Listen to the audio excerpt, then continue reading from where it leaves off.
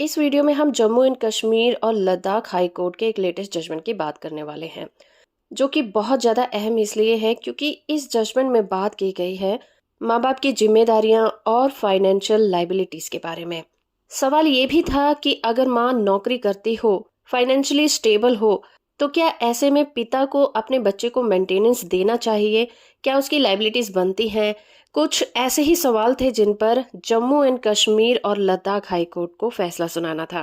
Case का title है Bashir Ahmed Sheikh versus Mehran Ibn Bashir and another case. ये मामला उठता है सीआरपीसी के सेक्शन 125 के ऊपर। दो नाबालिग बच्चों के द्वारा एक याचिका दायर की गई थी और उनकी रिप्रेजेंटेटिव उनकी मां थी, जिसमें उन्होंने अपने पिता से मेंटेनेंस की मांग की थी। इन बच्चों की मां गवर्नमेंट स्कूल में टीचर हैं।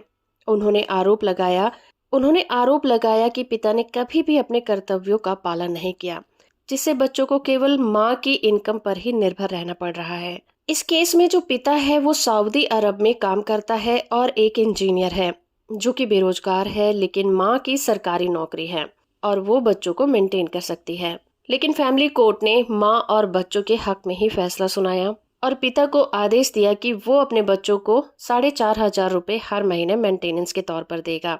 इस फैसले से नाराज होकर पिता सेशन कोर्ट में पहुंचा, लेकिन वहां पर भी फैमिली कोर्ट के फैसले को ही बरकरार रखा, जिससे नाराज होकर पिता आखिर में जम्मू कश्मीर हाई कोर्ट में पहुंचा।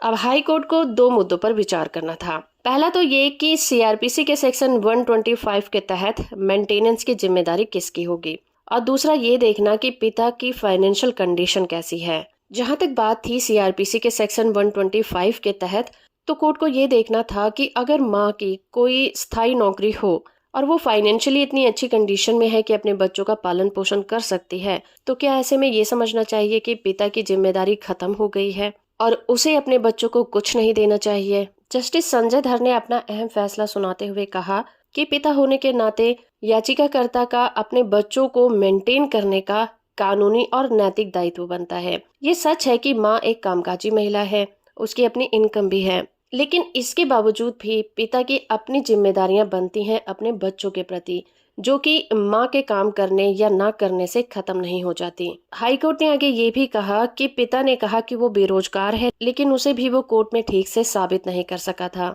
और ना ही उसने सऊदी अरब में अपनी इनकम का कोई हिसाब दिया था। इसलिए हाई कोर्ट ने निचली कोर्ट के फैसले को ही बरकरार रखा और पिता की याचिका को खारिज कर दिया। ये जजमेंट बच्चों के अधिकारों और उनके कल्याण को प्रेफरेंस देता है और ये सुनिश्चित करता है कि बच्चों को पालने पोसने की जिम्मेदारी माँ और बाप दोनों ही की बराबर की होती है। जजमेंट की पीडीएफ कॉपी का लिंक आपको नीचे डिस्क्रिप्शन में मिल जाएगा, वहां से आप इसे डाउनलोड कर सकते हैं। वीडियो इन्फॉर्मेटिव है तो आप इसे लाइक, शेयर और चैनल को सब्सक्राइब करना बिल्कुल मत भूलिएगा।